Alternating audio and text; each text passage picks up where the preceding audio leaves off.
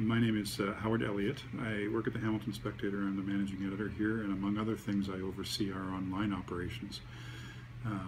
So, in the context of our online operations, social media is increasingly important to us. Not that long ago, of our total referrals, social media, Facebook being the main driver, would have made something in the neighborhood of 11 or 12% of our total referrals. That is the way people are getting to our online information, our online content. Today, on the other hand, just a few years later, that has changed to the point where our total referrals, often our social referrals, are 25, 27, 28% of our total, which is really significant when you think about the fact that our direct referrals, and that's people who come to the website, for example, through type bookmark and traditional means, is virtually not that much higher than that. It can be 30, 35%. So our social media growth is extremely important to us and challenging because the main driver of that growth is Facebook. Twitter is important, but for some different reasons. And we haven't really invested a lot yet in Pinterest and Instagram, but we will be. But Facebook is huge for us. And recently Facebook did some algorithm changes which have made it more difficult for us to sustain the kind of numbers that we have traditionally enjoyed.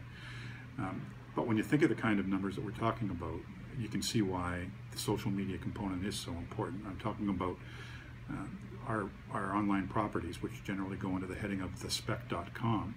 I'm talking about 1.5 million unique visitors in the course of a month, and somewhere between 7 and 8.5 million page views per month.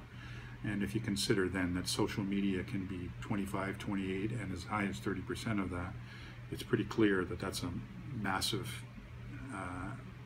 important area to us. So we have to be very, very concerned about it.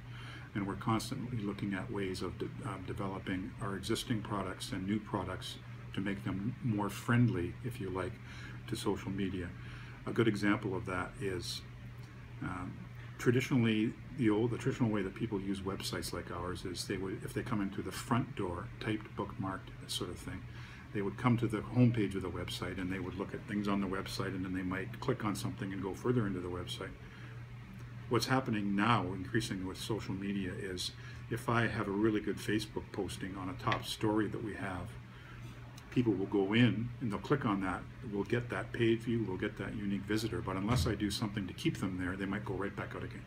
That's called the in and out. And social media, especially Facebook and Twitter, lend themselves to a quick in and out. And what we're working on doing very hard, so is everybody else in our industry, is figuring out ways so that we can get them in, and once we get them in, instead of having to go right out again, saying, if you saw this, you might like this. If you saw this, you might like this. If you saw this, etc. Here's a video that's related to it. Here's an interactive graphic. Here's this, here's that. And so it's part of this is described as retention and engagement as opposed to simply traffic volume. Both things are incredibly important. You need the raw numbers in order to drive revenue, in order to drive audience growth, and you also want people to, once they get there, consume more and more. And our industry has done a good job at getting the big numbers, not so good yet at the more and more part. So we're spending a lot of time working on how do we develop those, we call them article pages. Once you come in and you see something, we don't want you to go right back out again. So what are we going to do to keep you there? We're going to try, and we're spending a lot of time and effort to figure that out. I think that's about it.